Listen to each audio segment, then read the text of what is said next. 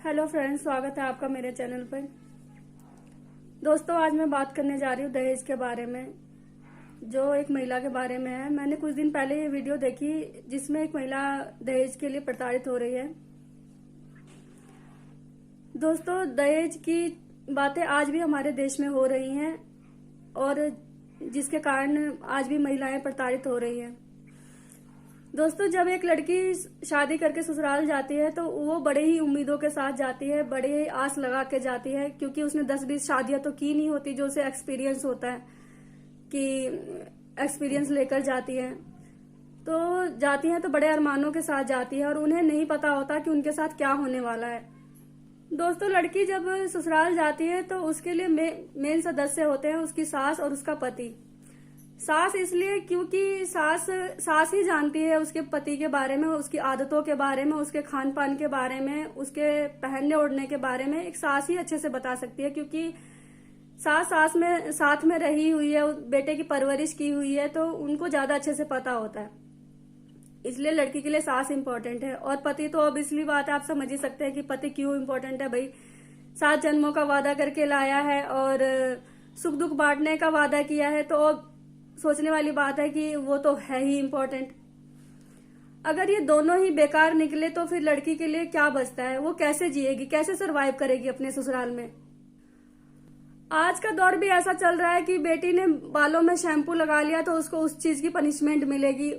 उसके बाल लंबे हैं, उसमें शैम्पू ज्यादा यूज हो रहा है तो उस चीज का मुद्दा बनेगा। हद हो गई है। लेकिन मतलब कब तक ये चीजें चलेंगी कुछ समझ में नहीं आता। भाई, शादी करने से पहले तुम्हें ये सब चीजें सोचनी चाहिए थी कि तुम किसी इंसान को घर लेके आ रहे हो तो उसके साथ उसके खर्चे भी आएंगे, उसको उस चीज के लिए भी मेंटेनेंस चाहिए होगी।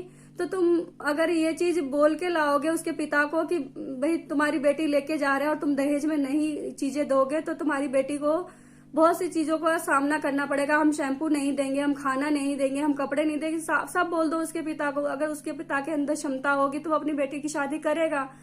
अगर उसकी बाप की क्षमता नहीं होगी तो वो शादी नहीं करेगा, अपनी बेटी को घर में बिठाएगा। पर साफ बोलना बहुत जरूरी है, एक रिश्ते में सच्चाई होना बहुत जरूरी है।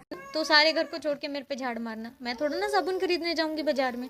कोई भी चीज ले लो, हर बात पे पैर पकड़ना भूल गई एक दिन तो उसमें भी पैर पकड़वा के माफी मांगे। थोड़ा सा हलवा खा लिया, हलवा कोई बड़ी चीज नहीं होती, प्रेगनेंसी में मन भी कर जाता है, वो खा लिया तो भी मैंने सबके पैर पकड़ के माफी मांगी। उन्होंने रोटी छोड़ दी थी सबने। सबकी सफाई करना, नालियाँ साफ करना। मेरे हाथ में छाले पड़ जाते थे उनकी लैट्रिन के नालियाँ साफ। अब मेरा देवर अगर टॉयलेट वो जाएगा तो पानी तो उसे ही गिरना पड़ेगा ना। वो टॉयलेट जाता है, पानी मैं गिरूंगी तो उस पर डांट मेरे पे क्यों पड़ती है कि लैट्रिन के साफ नहीं है? भाई, तुम अपना धोते हो तो जो गंद किया उस पर भी तो पानी गिरो। बाथरूम में जाते हो, बाथरूम करके आ जाते हो, पानी मैं गिरूंगी तो बाथरूम तो चिकना रहेगा ना। छोटी छोटी बातों को लेके लड़की को फेस करना पड़ता है। जैसे कि वो वीडियो में बोल रही है कि टॉयलेट में पानी नहीं डाला उसका देवर, पानी वॉशरूम करके आता है, बाथरूम करके आता है, तो वो पानी नहीं डालती पीछे से, तो इस वजह से मुद्दा बन गया। उसने प्रेगनेंसी के दौरान थोड़ा सा हलवा खा लिया तो उसको उस बात का मुद्दा बना दिया और उसको उस बात की माफी मांगनी पड़ी क्योंकि उसके घर वालों ने खाना छोड़ दिया। ये सब बातें हैं, मतलब ये कहने वाली बातें हैं कि इस बात का मुद्दा बना रहे हो। क्या वो तुम्हारे घर में शादी करके आई है, वो पाप कर दिया है? तुम्हारे घर में रह रही है, तुम्हारे घर की देखभाल कर रही है, तुम्हारे घर का काम कर रही है, इस बात की सजा भुगतेगी वो?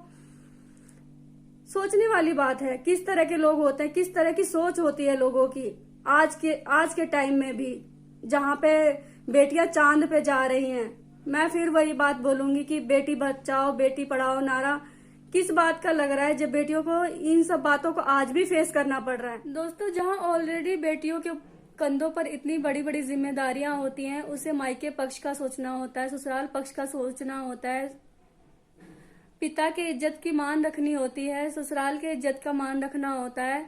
ऑलरेडी वो इतने मेंटली चीजों से गुजर रही होती है, तो सोचने वाली बात है कि जब वो दहेज के मुद्दों का सामना करती हैं तो उनके मन पे क्या बीतती है और क्या क्या फेस करेंगी बेटियां। क्या इतना कम है? मैंने कई घरों में देखा है कि अगर पेरेंट्स ने अपनी बेटी को सोने के लिए बेड नहीं दिया, कपड़े नहीं दिए पहनने के लिए, तो उनको बकायदा ये चीज बोली जाती है कि भाई तुम्हारे घर से बेड नहीं मिला, तुम जमीन पे सो, तुम्हें पहनने के लिए कपड़े नहीं दिए गए हैं, तो तुम अपनी चॉइस नहीं रख सकते, तुम्हें जैसा मिलेगा पहनना पड़ेगा, चाहे वो उसको पसंद हो ना पसंद हो, फटी हो, जैसे भी ससुराल पक्ष के देंगे तो उसको पहनना पड़ेगा। मतलब एक मजबूरी सी बना देते हैं उसको, ससुराल में रहना जीना एक मजबूर सा कर देते हैं उसको इस चीज के लिए कि वो वो दहेज नहीं लेके आई है तो उसके साथ जो जैसा करेगा उसको भुगतना पड़ेगा। अगर आप सबको मेरी वीडियो पसंद आती है या मेरी बातें ठीक लगती है तो कमेंट के जरिए बताइए, शेयर कीजिए, लाइक कीजिए। Thank you.